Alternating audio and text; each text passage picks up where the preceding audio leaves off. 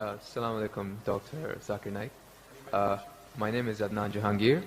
I'm a medical student and I'm an atheist, but this lecture has convinced me otherwise that Assalamu alaikum is one of the best greetings.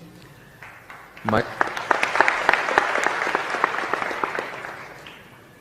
question is, how... You're an atheist or a Muslim? No, I'm a Muslim. I'm an atheist, ex-Muslim.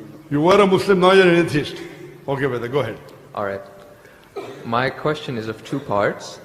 First one, what is the stance of Islam on evolution?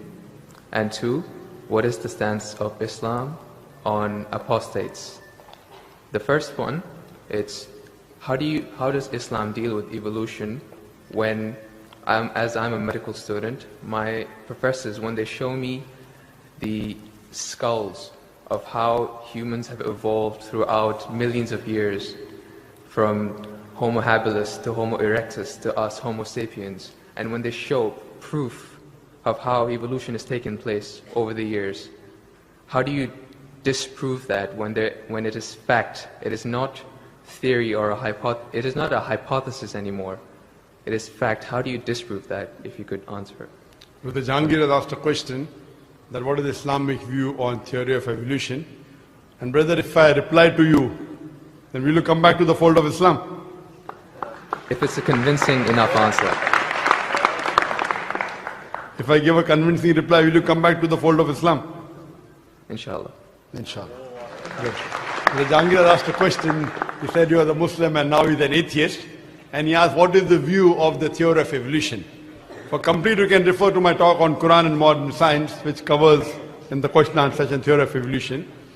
As far as the question on theory of evolution is come, there is no book so far that I have read which talks about fact of evolution. Theory of evolution means the theory. And when we talk about theory of evolution, we start thinking of Charles Darwin. He wrote a book called The Origin of Species. And in that book, he says that he went on a ship by the name of HMS Beagle, and he went on an island by the name of Calotropis, and there he saw birds pecking in niches. Now depending upon the niches, the holes they pecked, the beak became short and long. Based on this observation, he propounded his theory of evolution. He propounded a natural selection. And Charles Darwin, he wrote a letter to his friend Thomas Thompson in the 19th century.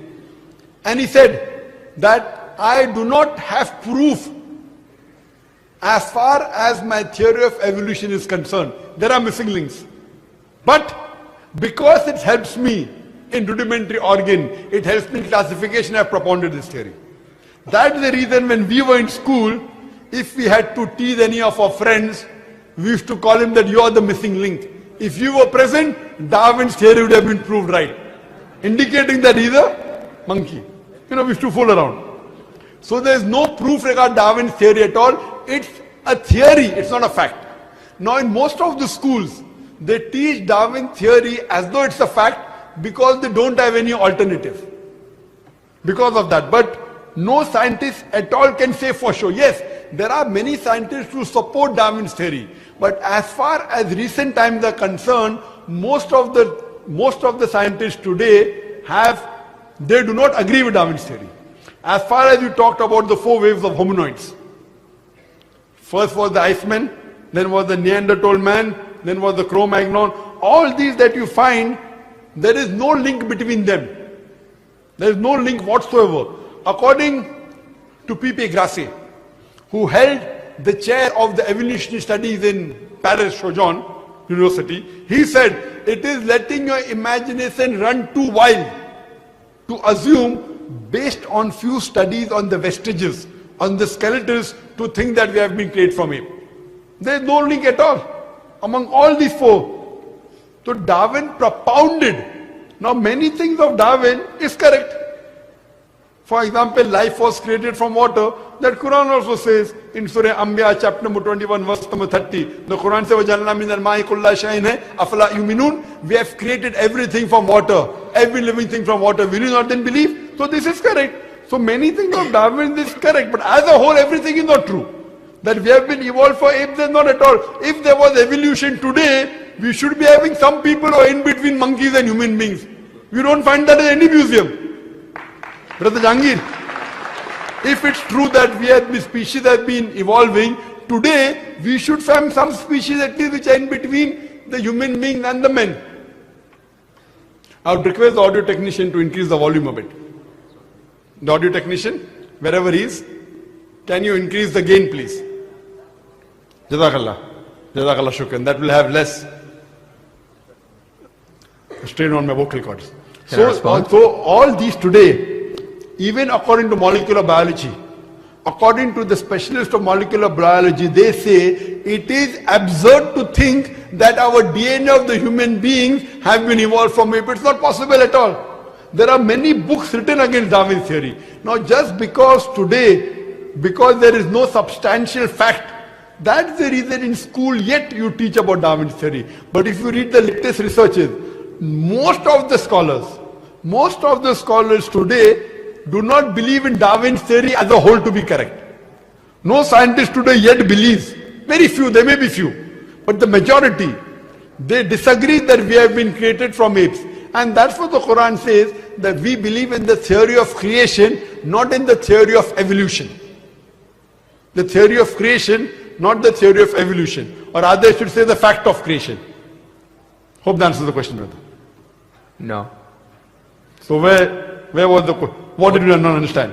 What you say, it is true. It was true. 150 years ago it was true. It's not Darwin's theory anymore. 150 years of research has said that it's not once. He was just the one who started the ideology of evolution. It has gone over loads, 150 years worth of research with the latest scientific advancements, that it's not what you're saying. When my professor shows me proof, it's not just from apes, which is completely certain. When you see proof how the common cold evolves pathogen, like when it changes its own morphology just to keep up to date with today's vaccines, it's evolving its defense mechanisms against today's latest vaccine. Brother, that's let me tell you one thing. Right there. Let me tell you one thing. It's not Darwin's theory anymore. Let me tell you one thing, brother. I am a medical doctor, and there are many researches being done. If it turns out to be a fact, it has to come in the medical college. It is in the medical college. I'm taught this in university. Sorry? I'm taught evolution in university. It's not in school anymore. I'm talking about medical. University, you learn about theories and researches. Even in medical, you learn about theories and researches. Once it becomes a fact, it comes into textbooks of medicine. I don't know of any textbook of medicine in any college in the world which says that we have been evolved. It is all these are theories, and I know the research is being done. Even Darwin's theory never came in the medical textbook. And even what you're talking about, I know there are new and new researches being coming on. But none of them yet has proved it to be a fact of evolution. The statement by itself, theory of evolution, means it's a theory. So by English language itself, you don't have to be a researcher. When you say theory, it's a theory. When the theory becomes a fact, it changes, that thing changes into a fact. So by the basic you saying theory of evolution, it means it's an hypothesis. No. It is not yet a thought. It's not yet a fact.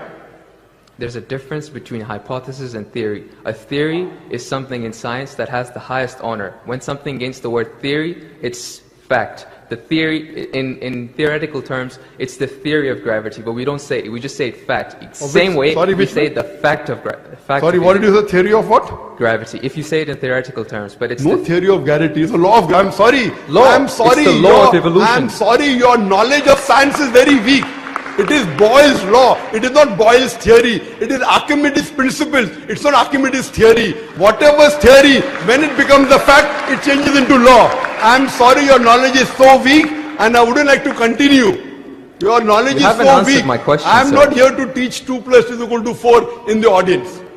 In the question and answer session, you ask a question, I give the answer. If you like it, you keep it. If you don't like it, you throw it. Okay, just the thing is that if your knowledge is so weak, you're saying theory is the highest thing in science. I'm sorry, you're absurd. I'm a medical doctor. Theory is the highest thing in science. I'm very sorry, brother. I'm Jangir, brother. I'm very sorry. Theory is never the highest thing in science. If you think just because they're going to university are coming to fool the people here, I'm not. I'm totally sorry. Theory, if it becomes a fact, and if the theory becomes a law, it may reach a high standard. But theory by itself, it's a theory, it's a hypothesis. Once it gets converted, it becomes a law, it becomes a fact.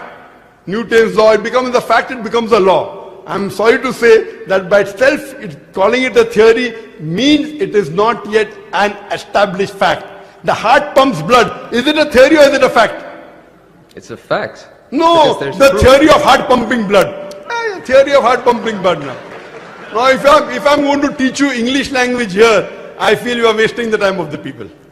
Surely, if you can't understand simple English, that what is the difference between the theory, that theory is the highest thing in science, then I'm sorry, you'll have to go back and learn science.